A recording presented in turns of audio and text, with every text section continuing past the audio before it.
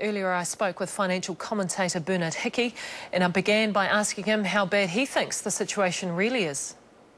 This is a major shock for the government's accounts and for the economy because it clarifies the cost of the earthquake to the government's accounts, but also more broadly because if the government's raising its forecast for the cost by $4 billion, then there will be other insurance companies who will take an increased cost as well.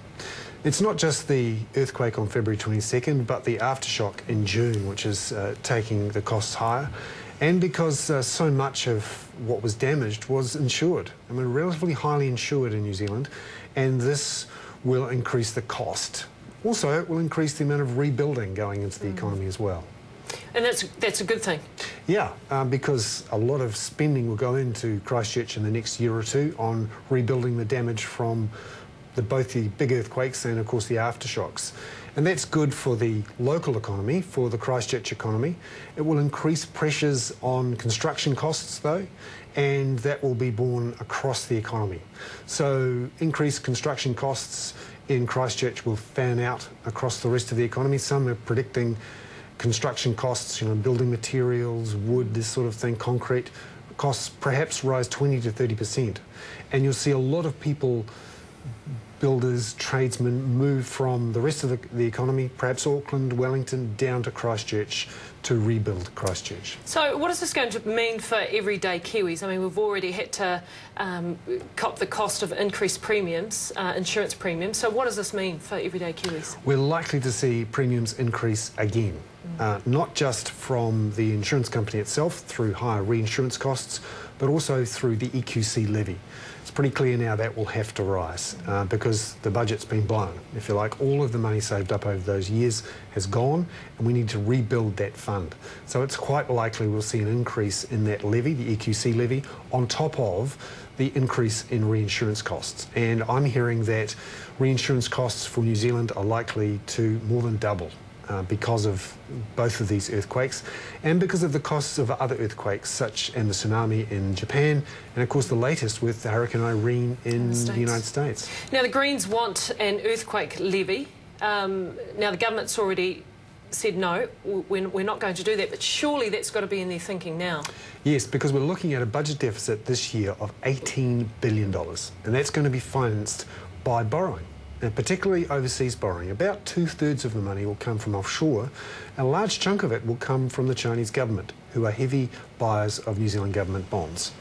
Now, the government would say, rather than increase the cost on the economy by imposing an earthquake levy, let's borrow the money now and repay it later. But that's fine if you've got growth to repay it over the years to come. But one of the risks is that in this new economy, growth is going to be much slower than many people expect, and there's a risk that we're just putting the cost off onto future generations. And that's a decision the government's made to essentially spend now and pay later.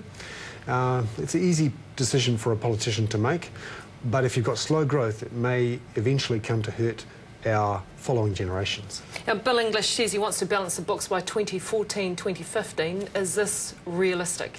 This will be much tougher now, because not only do we have the extra costs of the earthquake, and there's still some debate about how quickly that spending will happen in Christchurch, but also we've got the slower global economy. It's pretty clear now that the United States and Europe are headed back towards recession, and that is going to slow growth in New Zealand.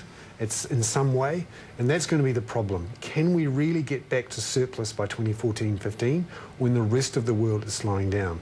Now, Treasury have a history of being optimistic with their growth forecasts, certainly in the last 2 to 3 years, and yet again we're going to have to rely on optimistic growth forecasts.